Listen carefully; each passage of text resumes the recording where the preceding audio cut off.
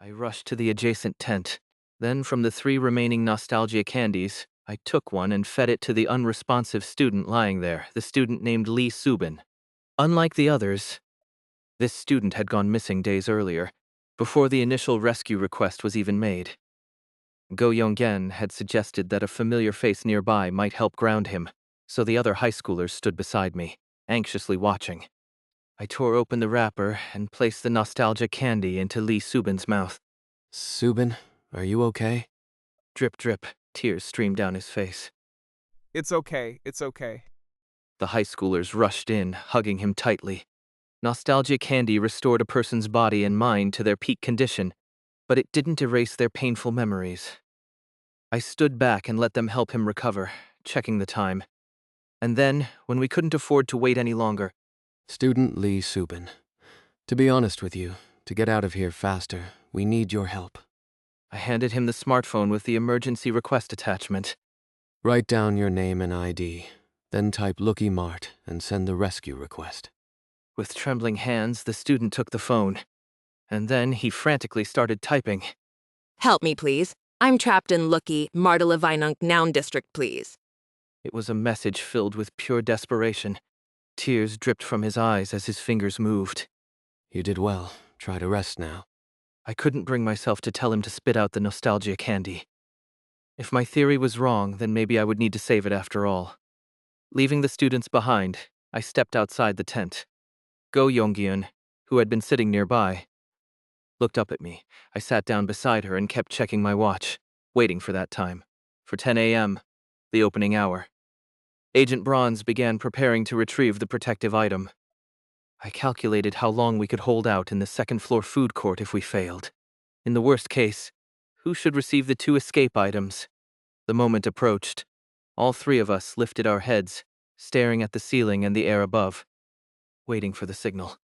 Agent Grapes, are you all right?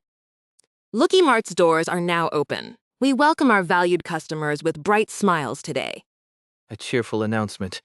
The familiar store jingle played without distortion, ringing through the mart loud and clear. Flicker, flicker, flicker.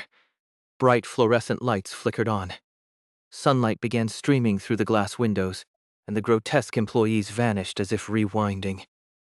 With an eerie creaking noise, they were sucked back into the staff-only area, disappearing through the gaping metal doors. The doors slammed shut. Every single one of them was gone. Not a single trace left behind. The supermarket had finally reopened. I collapsed onto the floor. Ah, it worked. It actually worked. Go Yongin, looking more excited than I had ever seen her, clapped me on the shoulder, her face flushed with relief as she glanced around the mart. How in the world did you? No, it doesn't matter. Let's just get the hell out of here first and talk later. But Agent Bronze, who had been staring at the store in a daze, suddenly turned to look at me. The emergency request. This was. Had he figured it out? I finally smiled and answered. The store has to be open for a rescue agent to enter. Kind of like reverse logic. I forced the mart into a situation that made sense where it had to reopen. Right, by changing the conditions. You said before that there's no way to stop people from entering Looky Mart. It wasn't just in the agent handbook I received. They also stated it explicitly. A known method to end or seal it does not exist, and proactively preventing disappearances is likewise impossible. Even the entry conditions were documented. Looky Mart entry condition. Roam around for over 20 minutes within a 3-kilometer radius of the old Lucky Mart location, searching for the store. As long as someone follows that condition, they will be pulled into this cursed Looky Mart ghost story. But now, let's flip that logic. Then, if someone is about to enter, Looky Mart must be open for business. Looky Mart must be open for new victims to enter. That means a new agent is coming today. Go! Yongin blurted it out, her face flickering between shock and realization. Because the high school student sent a rescue request, a new agent will be entering. So, if the Disaster Management Bureau had received that request and sent someone... Yes, today the store had no choice but to open. Go Yongin briefly smiled along, but then confusion settled into her expression. Wait. Then doesn't that mean the cause and effect are reversed? It's not that the store opens, and people go missing. People need to go missing for the store to open, so it starts business every morning. That's completely out of order. That's why it's a ghost story. A bizarre, twisted reality that doesn't follow the laws of logic. Just like how the infinitely repeating third floor made no sense. Yeah, that makes sense. The confusion on Go Youngjun's face shifted into grim understanding. She looked like she wanted to run out of this supermarket immediately. Honestly, I felt the same. So let's get out of here. We quickly got up and started preparing to leave. We have gift certificates. We have escape items. That was more than enough to get all 3 high schoolers and the 3 of us out. As we packed up, Agent Bronze whispered quietly. Then, with a glance, he motioned toward the 3 students, stepping out of the tent, faces lit with hope. These civilians are being rescued thanks to you. Honestly, that wasn't true. If either Agent Bronze or Go Youngin hadn't been here, we all would have died. Still, just as I was about to thank him. Suddenly, I had a strange thought. It felt too easy to speak. The usual obstruction in my mouth was gone, and I realized I could no longer taste the sugary sweetness of the nostalgia candy. The candy had completely dissolved. Agonizing pain exploded from the right side of my body. Nostalgia candy restores me to my prime condition. In other words, that version of me is still me. It doesn't make me smarter or stronger than I actually am. Relying too much on the state it provides and letting my guard down is dangerous. I clenched my teeth as agony erupted from my right arm. Or rather, the empty space where my right arm used to be. I had missed the timing to take another dose. With our safe zone about to disappear in less than an hour, and the sudden breakthrough that allowed us to reopen the supermarket, I had gotten distracted. And the price was excruciating pain. The arm I had cauterized to stop the bleeding. Every single word used to describe that process now stabbed into me as raw, searing agony. My legs buckled, and I nearly collapsed. Out of habit, I tried to brace myself with my right arm, only to stumble, realizing it wasn't there. I barely managed to steady myself with my left hand. Agent Bronze quickly stepped in. Go Younghyun rushed over, checking my condition, then urgently pressed me for something. What about the candy? Where is it? I reached into my jacket pocket with my remaining hand, but Go Younghyun was faster. She dug into my pocket, snatched out the candy, and ripped open the wrapper. All I have to do is eat that. Maybe it was the endorphins kicking in, but a thought suddenly crossed my mind. Nostalgia candy. I only have 2 left. Who knew how many more ghost stories I'd have to go through? Do I really need to take it? Couldn't I just endure with Happy Maker instead? The bleeding had already stopped, and from the beginning my plan had been to make sure we could escape even if I had to lose an arm. The supermarket had already reopened, so my goal had been achieved. If I consider item efficiency, rather than wasting one here would mean I took the candy from her hand. Then I put it back in its wrapper. I struggled to put the wrapped candy back into my pocket, then reached for another item instead. A small, stick-shaped device. I moved to inject it, only to realize something. I couldn't roll up my sleeve to expose my skin, because I had no sleeve left to roll up.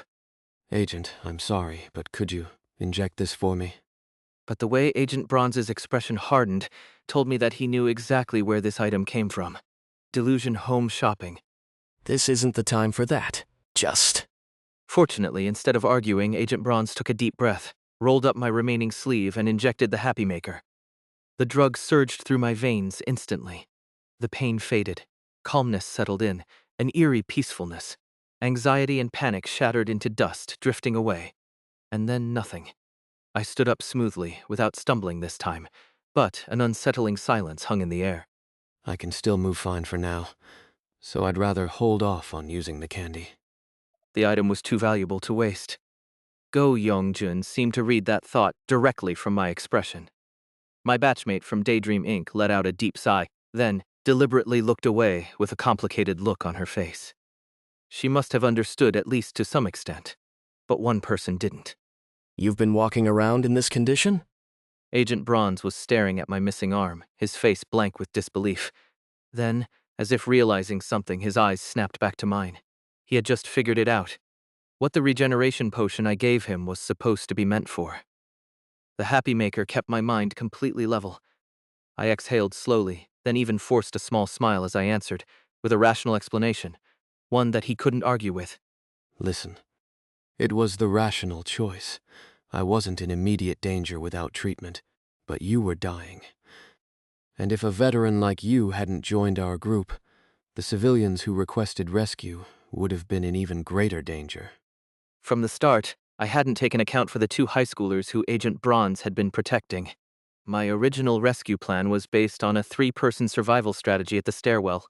Me, Go Yongin, and the high schooler I was responsible for. I was prepared to leave Agent Bronze behind. But then, things changed when I found the sign he left. Instead of him, I ended up with 2 unpredictable high schoolers. One barely functioning, and the other completely catatonic. It got complicated. If they had been adults, maybe I could have ignored them. But they were just kids, 15 or 16 years old.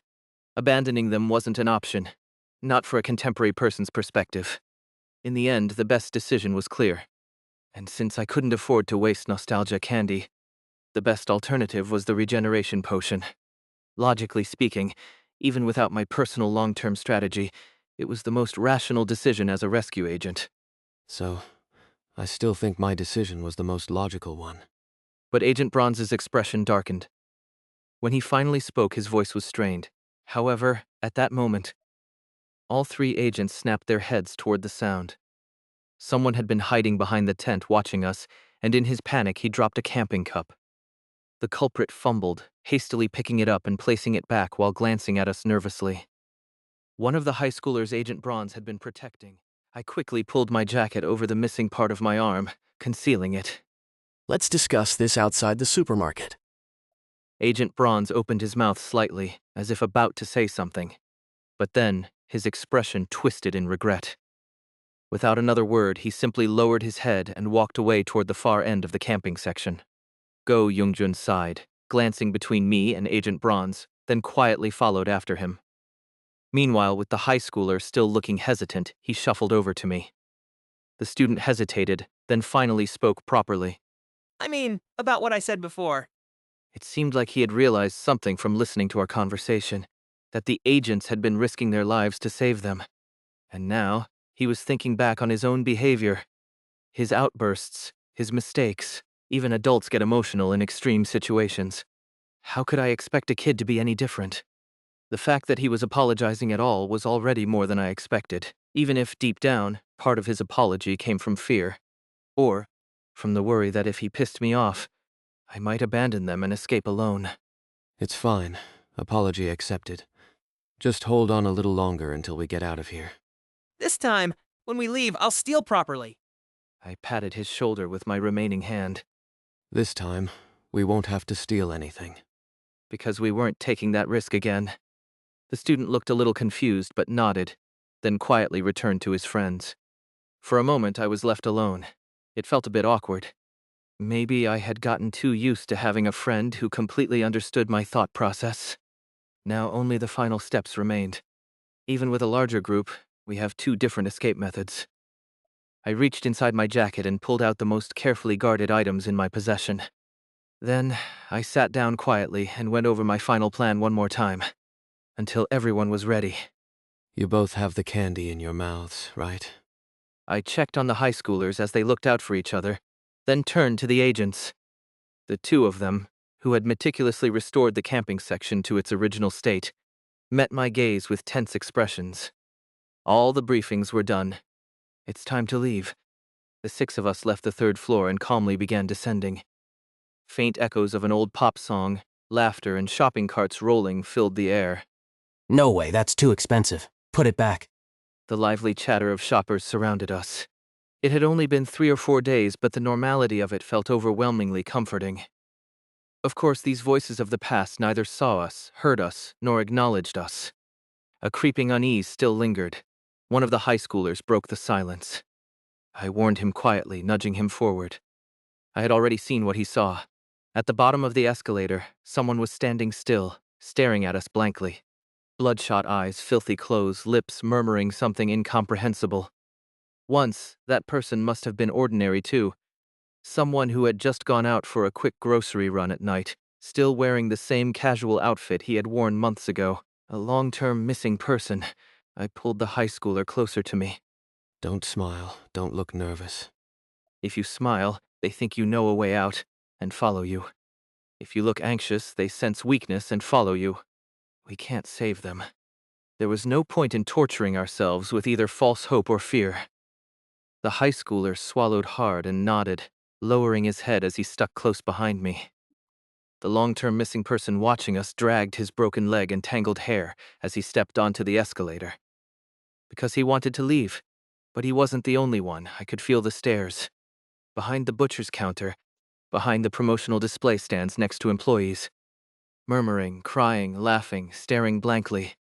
And now they were all stepping onto the escalator. The first floor will be packed with them. Eventually, when they get caught by the employees, they will be turned into supplies and disappear. By evening, the lower floors will be cleaned out, and the next batch of victims will wander the store alone, believing they are the only ones trapped here. The eeriness trickled down my spine, even through the numbing effect of the painkiller. Not too fast, not too slow. We continued moving forward, and soon, we arrived back where we had entered, in front of the checkout lanes. Let's do this quickly. I took the high schooler I was responsible for, and instead of heading for the exit, we went directly to the cashier. Each of us picked up a snack and a canned drink from the nearby shelves. Beside me, the high schooler's breathing was ragged as he struggled to stay calm. It was a weekday afternoon, and the store was relatively quiet. No lines at the registers. Smoothly, we reached the cashier. I pulled out the gift certificate from my pocket and lightly tapped it against the counter. The cashier snapped her head up, looking directly at me. She acknowledged me. That was the power of the gift certificates. It identified us as legitimate customers. If we use gift certificates, we can just walk out. There was no need to trick the supermarket anymore. Please ring these up for me. The cashier scanned my items cheerfully and accepted the gift certificate. By the way, we can't give change for gift certificates in units of 101, but if you give me 601 in cash, I can round it to the nearest 1,000. That's fine. Just take it as is. Are you sure? All right. She handed me 4 10,001 gift certificates and 8 1,001 bills as change. Immediately, I passed some of the change to the high schooler beside me. Following my lead, and with a slightly trembling voice, he repeated the process. And this too, please. So that the cashier wouldn't find anything strange, we made sure our purchases matched the exact amount needed. Thank you. Please visit Lookie Mart again. We successfully made a legitimate purchase in this insane supermarket ghost story using gift certificates. I picked up my purchased items and steadied the trembling high schooler beside me. To avoid drawing attention to my empty right sleeve, I casually draped my jacket over my shoulders as we stepped past the checkout counter, and then, taking a deep breath, I turned back. The bizarre distortions of the supermarket had blurred. The eerie signs, the strange products, the horrifying stains of blood and organs. Or rather, they no longer seemed unnatural. Everything now appeared completely normal, as if we were just ordinary shoppers in an ordinary supermarket. The high schooler exclaimed in amazement and came to a halt. But at the same time, the past shoppers around us had begun to perceive us normally. A shopper apologized after bumping into the high schooler. The student stiffened, stepping back awkwardly. I grabbed the startled high schooler and pulled him aside. I told you, don't act surprised. He hurriedly clung to my side, but now his eyes were shining. So, does this mean we can just walk out now? With this, all the complicated escape procedures were skipped. By using a gift certificate at checkout, we were treated exactly like the past shoppers. Even if someone broke items or ate food during closed hours, they could pay for it and leave without issue, Excuse me, I would like to pay. just like Go Yoon-si was doing now. I listened closely as she stood at the register. Customer, you damaged Lookie Mart property. Please compensate. Total 39,901. Go Yoongyun calmly handed over a 50,001 gift certificate. The inflated, balloon-like cashier snatched the gift certificate and, with an unnaturally wide smile, returned 10,001 as change. Ah, would you like me to ring up this gum as well? Only after that transaction was complete did the items she had picked out get processed normally. Whew. I let out a sigh of relief. Nothing beats this method when you don't know when the store will open again. By paying for past mistakes, we could leave cleanly, without incident. And, to be completely honest, If Lucky Mart had remained closed for over a week, someone in our group would have made a mistake sooner or later. Me, the high schoolers, even Go Younggyun. My personal supplies wouldn't have lasted forever. Eating food in the stairwell was only an option if we had food. Once my stash ran out, we would have no choice but to steal from the supermarket. And eventually, someone would get caught. Which meant they'd be turned into store supplies. I'm just glad we avoided that outcome. I looked forward with renewed determination. Once the student agent Bronze had been protecting finished checking out, Go Younggyun waited for him and walked out of the checkout line together. We made it through. Thank you. Now, all that remained was, we signaled to the two remaining people still standing at the registers, Ryu Jaekwon and Lee Subin, the two who had been chosen to use the emergency escape item, the 5-colored shoelaces. Agent Bronze, you most likely wouldn't be able to leave using a gift certificate within the 100,000 won limit. And it's best if that student leaves with you. The one who went missing first. Agent Bronze had already been processed as store supplies. The cost of restoring him through normal checkout was far beyond 100,000 won, making it impossible for him to leave that way. And as for Lee Subin, he was the earliest victim of this ghost story, meaning he was the second person confirmed for emergency escape. Among us, he had been missing the longest, and we had no way of knowing how much debt he had accrued to the supermarket. On top of that, without the nostalgia candy, he could barely move due to the sheer mental shock. Not like we could steal that item anyway. Whether the shoelace's spiritual power had been used or not could be tracked by the Dakebi workshop, which meant it was better to use it wisely. You should leave now. Agent Bronze met my gaze in silence, then said, Once I confirm you're safely out, I'll immediately. Someone suddenly lunged toward Agent Bronze, a woman in her 40s, drooling as she stumbled forward. Or rather, someone who had once been a housewife. She was contaminated. Her eyes had become unnatural, and instead of arms, her sleeves ended in mannequin hands. A long-term missing person.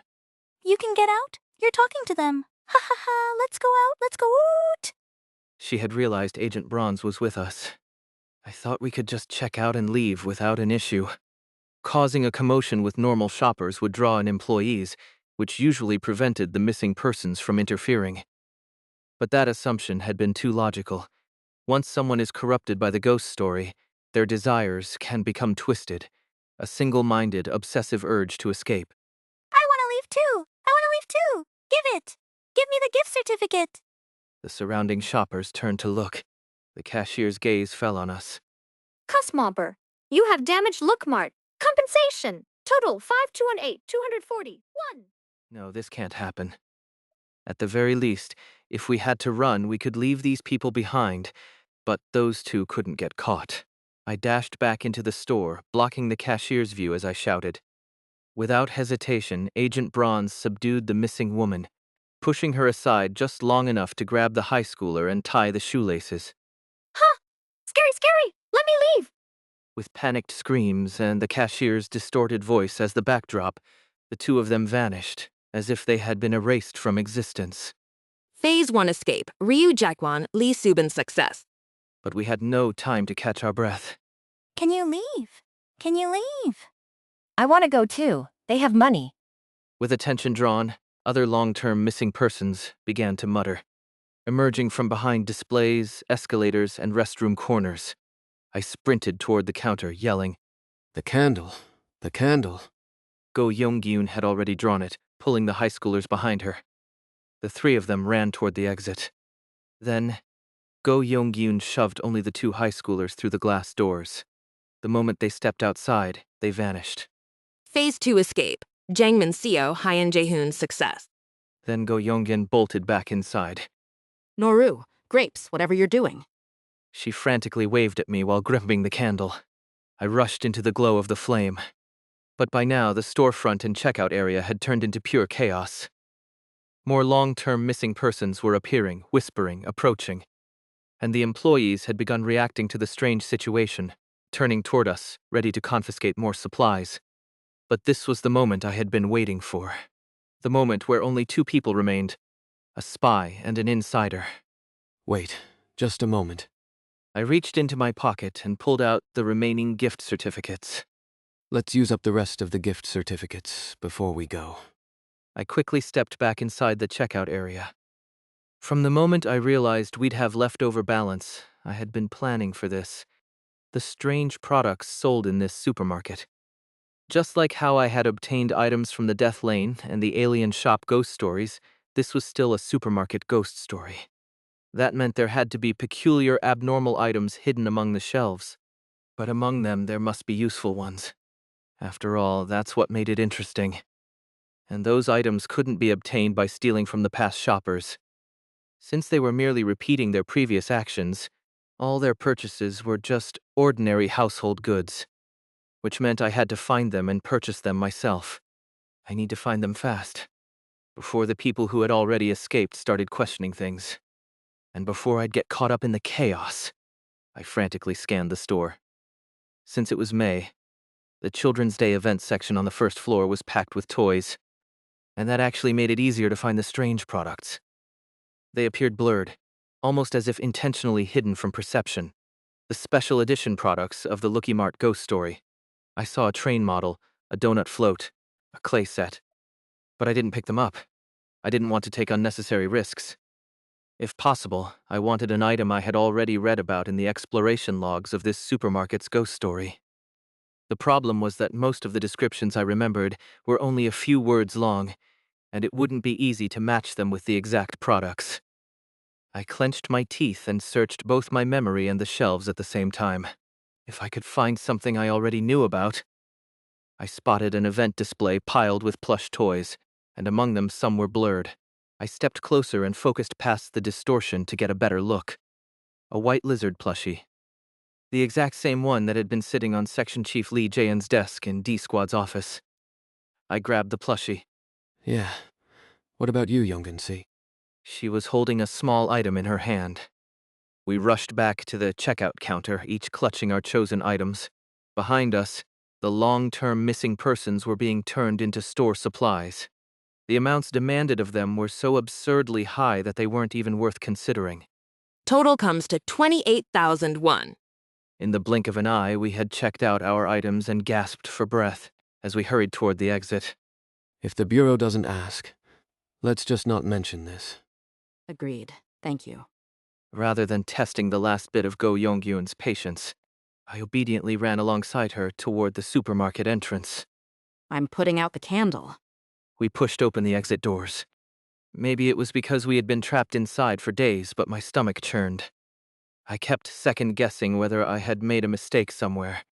I gritted my teeth and forced myself forward. The once distorted promotional stand barely registered in my vision anymore. What lay ahead was the glass doors, and beyond them, the past landscape. For a moment, I felt a brief terror. What if we were about to walk into the past? Go Yongyun and I stepped forward. The automatic doors slid open smoothly. A chill breeze struck my face, followed by the blinding sunlight. Slowly, the brightness faded, and with my restored vision, I saw a familiar street bathed in late winter sunlight, a quiet alleyway from the 2020s, and ahead of us, the people who had escaped before us. The high schoolers ran toward us. Their faces were streaked with tears and snot, but their expressions were filled with pure relief. Seeing them, it finally felt real. Phase 3 escape. Go Yongun, Kim Soleum success.